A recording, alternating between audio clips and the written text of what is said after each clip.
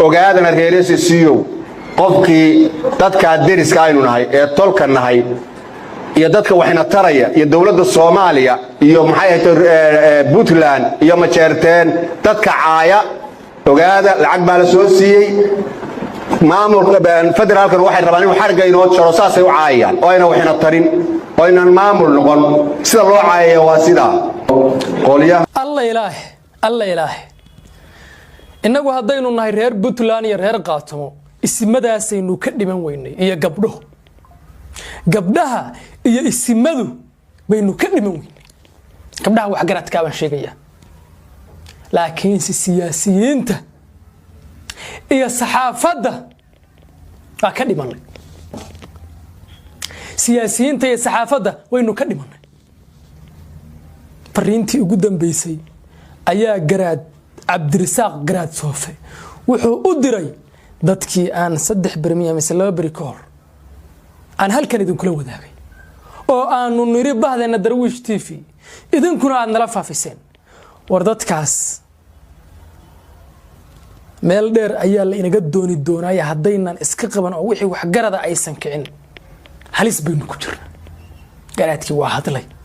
fariintan 3 bari ka hor dirna waa tan dadkan markii macnahoodu muxuu yahay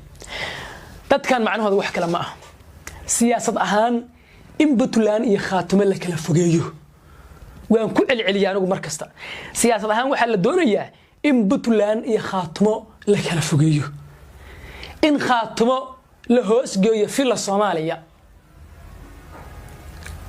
hadhowna loo looga cadawgii asnam in walaalihii harti ee shalay isku meel ku dhintay saacadan qaybtood maxaabiis tahay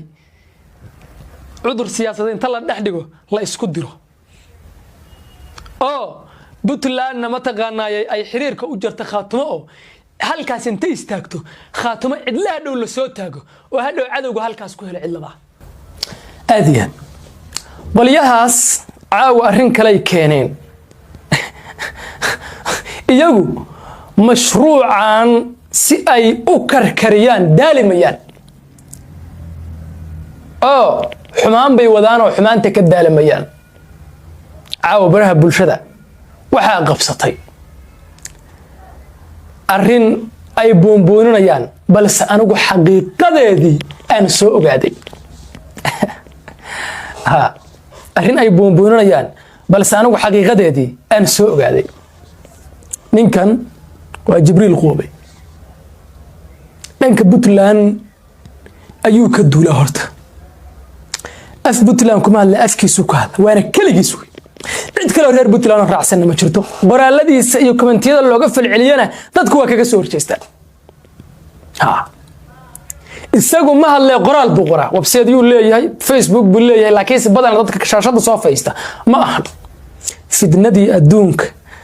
أيو عاوي iyo maalmahan ba ka shaqeynay waa inuu nabanayo oo been ka sheegayo dhalinyaro annaga aan isku raasnahay waliba jifo hoose isla siinahay oo halgankii gobolka Sool ka qayb qaatay arrintoodii cabasho ay baraha bulshada keeneen ayuu si qaldan u turjumay waan idin la wadaagi doonaa waana isla arrinta isimadu ka hadlayeen way iyagu dab bay raadiyaan dabkaas rabaan inay kibriid ku dhajiyaan waxba kama galan wixii ku gubanaya iyagu meelaha xanxantada leh bay raadiyaan meelahaas dab ku dhajiyaan iyo garaadada oo fariintii ugu dambeysay u diray qoliyahaas warxuma tashiilka ah soo dhawaada waxaan idin ka codsanayaa arrintan aan soo baaray oo xogteeda aan soo ogaaday oo aan sal iyo raad u soo baaray oo xataa ragga magacyadooda aan saaxiibaday way noqdeen inaad fariintaas gaarsiisaan isimada wax garad ka hartiyeed gaar ahaan isimada dhaqanka beelaha dhul bahanti iyo wax garadka iyo dawladda SSC Khaatumo reerka sanad walba rag baa u kaca maanta harti isimadaas dhul bahantaba u kacay dadka ma ogtahay libintooda laba qariyo isimadii kale ahaatay qaybna siyaasad bay ku jiraan qaybna de waa badana miidiyaha ma yimaadaan oo shaqadooda hoos bay ka wataan laakiin si dadka warjooga maya kada hebelow joog oo miidiyaha taagan oo 24 saac ma taqaanay umada kala maslaxaya oo umada ku kala dhex jiro oo umada ma taqaanay runta u sheegaya isimadaas u baahantaan u haynaa sababta aan fariintan u dirayna waa midaas ما هنا قبيل هانو قدريو والله واتاسوي waayo iyaga haddana hartimideeyay oo 14 garaad maalinta shirka ku qabsadeen laascaanood buu harti ku midoobay harti isma arki jireen haddana ma taqaana iyaga u shanoo haya marka reerka sanad walba rag baa u ciidamiya raggaasinu maantay baynu ku daba fiirsanay fariintan iyagaan u diraya si gaarana way u qusaysaa aad baad u bahsantiin ilmaada reeyal hortay fariintaanay direen gisimadii maantay waana shukran cala waajib وانا شقاء أهيد إني دقيستان بعد درويش تيفينا أي كشقينس من لماذا يطلق يسكدوا بني ذا بطلان يقاتما أي كشقينس أنت أنا ذي لو ذا كان قرشاك علي هذا الصوكر لي إذا كيس كان هذا اللي إلى السوق ذا وأن بارينا بل واحد لا أركتن هالمر أرنتن اسمه كهلا dad waxa jira khariban aanu malaynay in cadago shaqeeyaan runtii aanu markaan qiyaasay dadka caaya oo media aad uga hadla oo maartay si xun u hadla oo dadka caaya waxay caayayaan dadkii xataa inoo soo dhiiliyay bay caayayaan jeerteen baa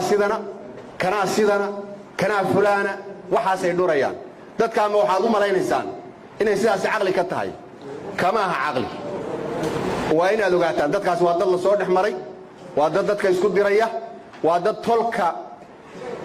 dad raba inay kala fogeeyaan anigu sidaas aanu garanaya dad badan oo garanayana waa jiraan waana la gaari doonaa insha Allah taala xilli talaaba laga qaado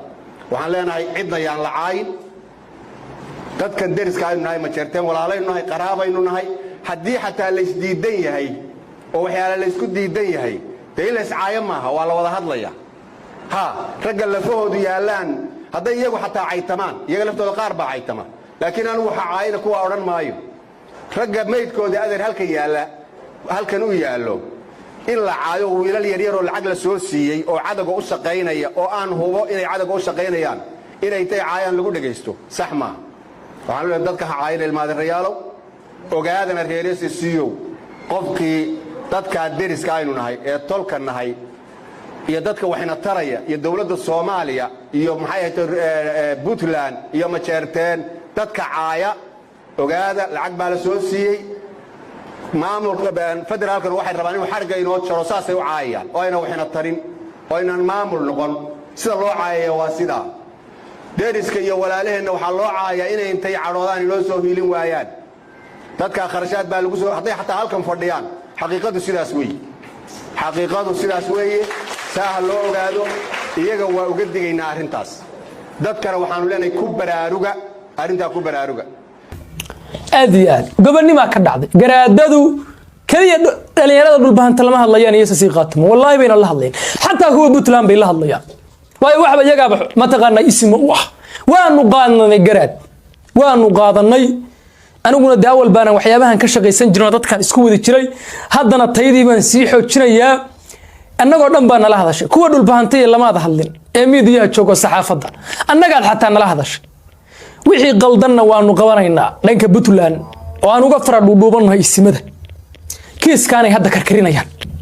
kiisaan hadda idin la wadaagayo way karkarinayaan waliba qolyihii ma taqaan magaca Puntland qaadan jiray oo umada ku afla gaadayn jiray ayaa karkarinaya oo waliba jifo umada isugu diray inna lillahi wa inna ilayhi raaji'un ilaahay waxaan leenahay meelaha ay ka shaqeysanayaan waxay raadinayaan ilaahay hortooda ha ka tuso waayo waxaan waa fidno weey ninkii odayga ahaa ee Jibriil Qoobay caawa fidnadaanu abaabulaya fidnadaanuna ka shaqeynayaa wuxuu bartiisa gaarka ah ee website-yadiisa ku baahiyay baraalkan rag buu nabanaya dhalinyaro anigu aan garanayo isagoo leh horaan uga digtoonaa baradha kulul saakay waxay laascaanood ku leyn gaareen oo ina Jabuuti ku hagoogtay raggii ku taageeray saanada iyo hubka xilligii dagaalka raggaas waxay ka soo jeedaan mudug saanada lagu taageeray Soolbari wuxuu isticmaalayaa kelmadii maantay gooni goosadku ay u isticmaalayeen maamulkiisa si qaato marka shirka jiraayad galeen wuxuu leeyahay saanada lagu taageeray Soolbari waxay kala ahayd mid deeq ah oo lagu garabsiiyay garanay labo mid deeq dayn ah oo ay qaateen garanay